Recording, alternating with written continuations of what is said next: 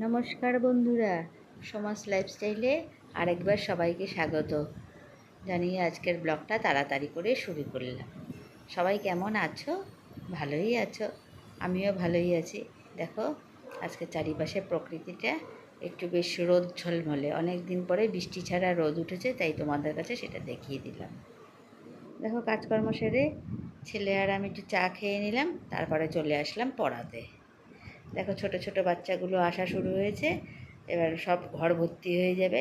দেখো, সবাই পড়াশুনো করছে, ছোট বাচ্চারা মনের আনন্দে একবার তাকাচ্ছে, একবার লিখছে। দেখো, ওদের মধ্যে একদম নিষ্পাপ ফুল ওরা। দেখো, পড়িয়ে উপরে চলে আসলাম। আজকে একটু মুখরোচক টিফিন করে নিলাম। দেখো, লুচি, ঘুগনি আর মিষ্টি, আজকে মুখরোচক টিফিন।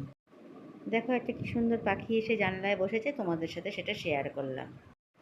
দেখো, আজ যে সবজি দেয় সে আবার একটা কাঁঠাল দিয়ে গেছে। সে কাঁঠালটা দেখো দেখতে কেমন, তোমাদের কাছে সেটা দেখাচ্ছি। কাঁঠালটা ভাঙবো, তার রোয়াটাও কেমন সেটাও দেখতে পাবে তোমরা। দেখো, কাঁঠালটা ভাঙছি আস্তে আস্তে। সেদিনের কাঁঠালটা বেশ বড় বড় ছিল। দেখো, আজকের কাঁঠালের রোয়াগুলো একদম ছোট ছোট আর একদম সরু সরু। এক একটার ভেতরে এক এক রকম, কিন্তু সে তো সবজিওয়ালা তো আর কাঁঠালের ভেতরে ঢোকেনি, সে জানবে কী করে কেমন হবে।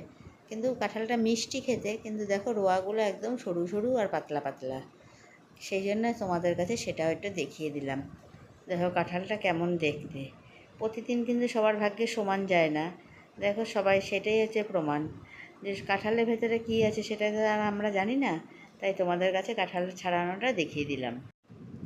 দেখো, এবার পুরো বাটিতে কাঁঠালটা ছাড়িয়ে নিয়েছি, তারপর সবাই মিলে ভাগ করে খাবো। বাড়িতে সবাই ভালো খাই আমরা কাঁঠাল, সবাইকে অল্প অল্প করে দিয়ে আমরাও অল্প অল্প খাবো। কিন্তু কাঁঠালটা তো খুব হাই প্রোটিন, সেটা বেশি খাওয়া যায় না।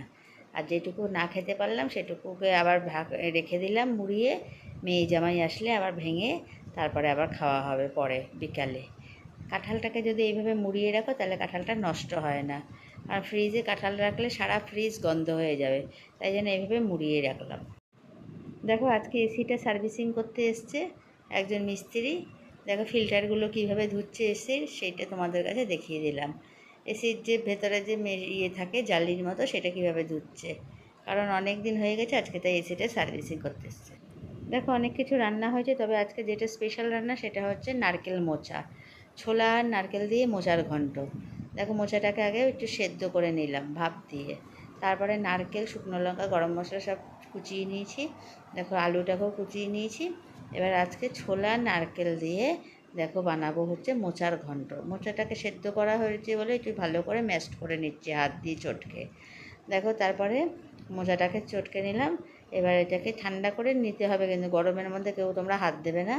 এবার দেখো, রান্নাটা কড়াইতে তেল বসিয়ে দিলাম, শুকনো লঙ্কাগুলো দিয়ে দিলাম, গোটা গরম মশলাটা দিয়ে দেবো। শুকনো লঙ্কাটা যেই ভাজা হয়ে যাবে, তারপরে দেখো নারকেলগুলো তোমার দিয়ে দিয়ে ভাজবো। আগে প্রথমে গোটা শুকনো লঙ্কা দিয়ে দিলাম, তারপর গোটা গরম মশলাটা দিয়ে দিলাম, একটু ফ্লেভারটা যেই বেরোবে তারপরে নারকেলের কুচিগুলো দিয়ে দেবো। আজকে নারকেল মোচা বানাচ্ছি, নারকেল দিয়ে আর ছোলা দিয়ে মোচার ঘন্ট। দেখো, নারকেলটা একটু ভাজা ভাজা করে রাখবো। এগুলো একজন বিশেষ ওই খেতে চেয়েছে, তাই জন্য বয়স্ক মানুষ, তাই জন্য আজকে আমি মোচার ঘন্টটা তার জন্য বানাচ্ছি।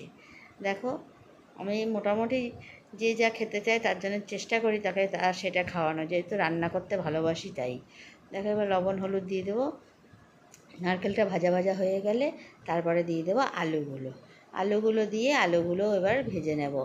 আলুগুলো দিয়ে দিচ্ছি। এবার দেখো, নারকেলটা একটু বেশিক্ষণ করে ভাজা ভাজা, নাহলে সাদা সাদা হয়ে থাকলে ভালো লাগে না দেখতে।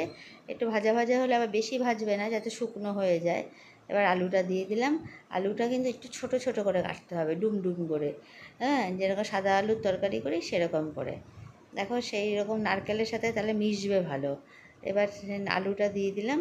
আলুটা দেওয়ার পরে আলুটাতেও একটু লবণ দিয়ে এবার আলুটাও একটু ভেজে নেব নারকেলের সাথে। দেখো, আলুটা একটু লাল করে ভাজতে হবে, কিন্তু বেশিক্ষণ সাদা সাদা থাকলে কিন্তু মোচাতে একটু তেল মানে একটু বেশিই লাগে, যেহেতু কলার জিনিস তো। এবার একটু হলুদ দিয়ে দিলাম। এবার দেখো, ভাজা ভাজা যেই হয়ে আসবে তার মধ্যে দিয়ে দেবো এবার যে সেদ্ধ করা যে মোচাটা আছে সেই মোচাটা।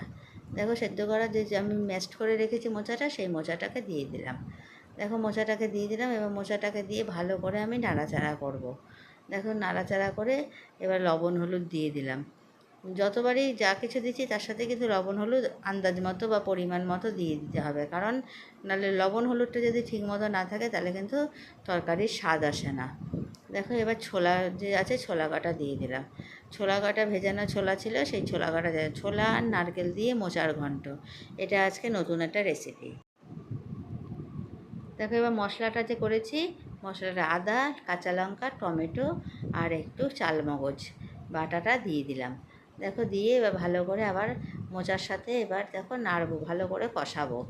না কষালে কিন্তু মোচাটা কিন্তু ভালো করে মিশবে না। দেখো ভালো করে কিন্তু কষাতে হবে, ভালো করে কষিয়ে ভালো করে দেখো করে নাড়তে হবে।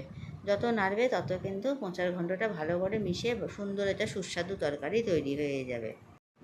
আমি চেষ্টা করি সব কিছুই তোমাদের সাথে শেয়ার করা, সব কিছু ভাগ করে নেওয়ার। এবার দেখো মোচাটা একদিকে হচ্ছে আর একদিকে আমি এবার ডালটা করে নিলাম। ডালটা ভাজাটা আগেই করে নিয়েছি।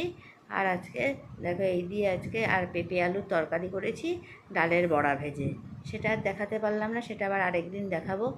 এবার দেখো চেষ্টা করি তোমাদের কাছে সব কিছু শেয়ার করার, এতে আর কি আমি বাড়িতে সারাদিন কী কী করি, ডেলি রুটিন আমার কী, সেটাই আমি তোমাদের দেখানোর চেষ্টা করি। যে আমি কিন্তু সারাদিন একটার পর একটা কাজ নিয়েই সারাদিন ব্যস্ত থাকি। এতে কি আমার সময়টাও পার হয়ে যায়, আমার সারাটা দিন ভালোভাবে কেটেও যায়। দেখো এবার আমি মোচাটাকে একটু নেড়ে দিচ্ছি। ওইদিকে ডালটাও আমার হয়ে গেছে, তরকারিও হয়ে গেছে আরেকটা, আর ভাজাও হয়ে গেছে। আজকে অনেক কিছু ভাজাও করেছি, কুমড়ো ভাজা, পটল ভাজা, কাঁঠালের দানা ভাজা, আর এছাড়া পেঁপে আলুর তরকারি করেছি বড়া ভেজে, আর মোচার ঘন্ট আর ডালটা তো তোমাদের কাছে দেখালামই। এবার একটু চিনি দিয়ে দিলাম, যেহেতু মোচার ঘন্ট তাই একটু চিনি দিয়ে দিলাম, নাহলে কিন্তু ভালো লাগবে না। দিয়ে এবার ভালো করে নাড়াচাড়া করে দেখো আমি এবার আস্তে আস্তে করে নামাবো। দিয়ে দিলাম শাহি গরম মশলা, দিয়ে এবার একটু চাপা দিয়ে রাখবো, তাহলে নাহলে গরম মশলার সেন্টটা বেরিয়ে যাবে। আর দিয়ে দেবো এবার লাস্টে ঘি। দেখুন যেহেতু নিরামিষ তরকারি, একটু ঘি গরম মশলাটা দিলে দেখবে খুব সুন্দর একটা সেন্ট বেরোবে। তাই দিয়ে এবার চাপা দিয়ে রাখবো, যাতে খুব সুন্দর আর কি একটা গন্ধটা উড়ে না যায়। দেখো আমার তৈরি হয়ে গেল আজকে সব নানান রেসিপি। আশা করছি ভিডিওটা তোমাদের কাছে খুব ভালো লেগেছে। যদি ভালো লেগে থাকে তবে একটা লাইক, শেয়ার, কমেন্ট, অবশ্য সাবস্ক্রাইব প্লিজ। বন্ধুরা ফেসবুকে আমার পেজটি ফলো করো।